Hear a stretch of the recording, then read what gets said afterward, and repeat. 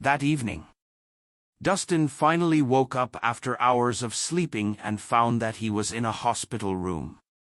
A shocked voice rang out the moment his eyes opened. "Huh?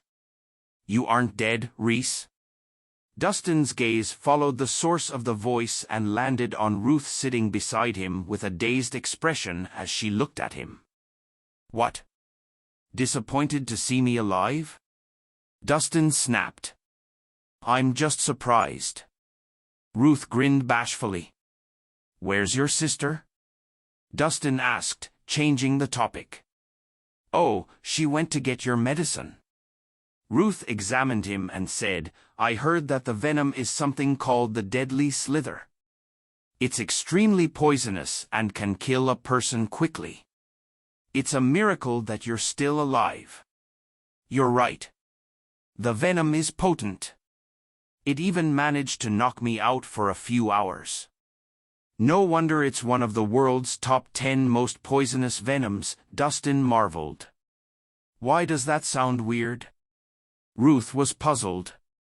Before Ruth could come out of her daze, two people entered the hospital room. One was Natasha, while the other was a curvaceous lady dressed exquisitely. The two women resembled each other. Not only were they both very well dressed, but they both had a powerful air to them. "Dustin, you're finally awake. How are you feeling?" Natasha's face lit up as she rushed toward him. "I'm feeling better now that I've gotten some sleep." Dustin smiled. "Here, take this. It's a secret medicine I got you. Take it with some water, and you'll be fine in no time." Natasha pushed a small white bottle into his hand and poured him a glass of warm water. "Secret medicine? What is it?"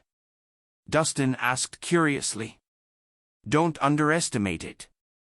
It's the result of 3 years of dedicated research and experiments by Dr. Rowan Cross. It can treat all kinds of venom," Natasha urged. "Rowan Cross?" Dustin was surprised. "You know him?" asked Natasha, with a raised eyebrow. "I've met him once." Dustin did not deny it. He had met Rowan a few years before when Rowan's enemies were hunting him down and Dustin had saved the poor man. The antidote had been Dustin's gift to him. It's always been difficult getting a hold of Dr. Cross' whereabouts and even harder to see him in person. "You should take it before anything happens," Natasha urged. "There's no need. My body's already free of venom. You can take it back." Dustin declined politely. "It was difficult getting my hands on this baby. Why would I ever return it? Just keep it even if you're fine now. It'll come in handy in emergencies," Natasha insisted, stuffing the bottle into Dustin's pocket. Dustin accepted it. After all, she did it out of kindness. "Right. There's something else I should mention. I think I saw Dahlia Nicholson at the hospital entrance," Natasha said abruptly. "What's she doing here?" Dustin was puzzled. "I heard her grandfather is critically ill and receiving emergency treatment." "Critically ill?" Dustin immediately became worried. "Are you sure?" "Positive.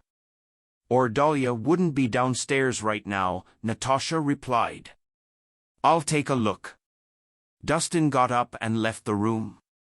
Henry Nicholson had treated Dustin like his own, so there was no way he would do nothing while the old man was ill. "And Natasha, you wasted one of the Harmon family's favors just for him?" The woman beside her finally spoke.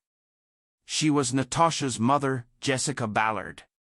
"I'll pay Dr. Cross back myself." "It has nothing to do with you," Natasha replied indifferently. "Do you like that kid?" Jessica frowned. "So what if I do?" Natasha raised her chin defiantly. "You should remember that the two of you will never end up together. He's just a nobody while you're the daughter of a wealthy family and the heiress to the Harmon family. Your statuses are worlds apart. Jessica reminded. I don't care, Natasha responded coolly. But I do. Jessica's tone was firm. You can make up your mind about anything except your marriage. Don't forget that you're already engaged to Tyler. Sorry. I'm not interested in Tyler Grant all, Natasha quipped. You have no say in this matter.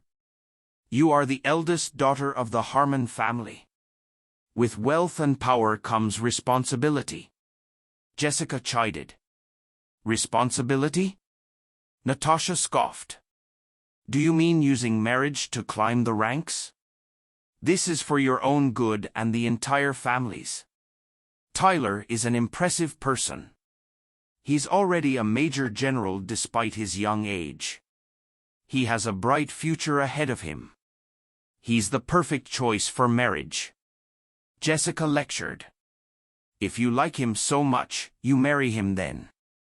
I have no intention of doing so, Natasha retorted bluntly. Why are you so stubborn? If you don't marry into his family, you will never become the head of the Harmon family. Why don't you understand this? It doesn't matter since I was never interested in becoming the head of the family to begin with, Natasha replied matter-of-factly. Is your entire future worth sacrificing just for that kid? Jessica spat. Of course. I don't think Tyler is better than him anyway. You have that much faith in him? Jessica's expression hardened. That's right. Natasha announced proudly. Jessica paused when she heard her daughter's answer. Resolute, she inhaled before declaring with a cold voice. Fine. Since you're not going to give up, I'll give you one chance. If that punk can pass 3 tests, I'll never bring up the topic of your marriage to the Reeves family again. What kind of tests? Asked Natasha with a raised brow. First, he must defeat Edwin Hummer to prove his strength. Jessica demanded. Edwin has Boulder Tom to back him up. Is it a bit unreasonable to ask Dustin to defeat him? Natasha frowned. Jessica snorted. If he can't even defeat Edwin Hummer, why should I accept him into our family? What right does he have to fight Tyler? Well, I'm giving you both a chance. If he fails, you better return to Millsburg and get married. Jessica turned and left the room.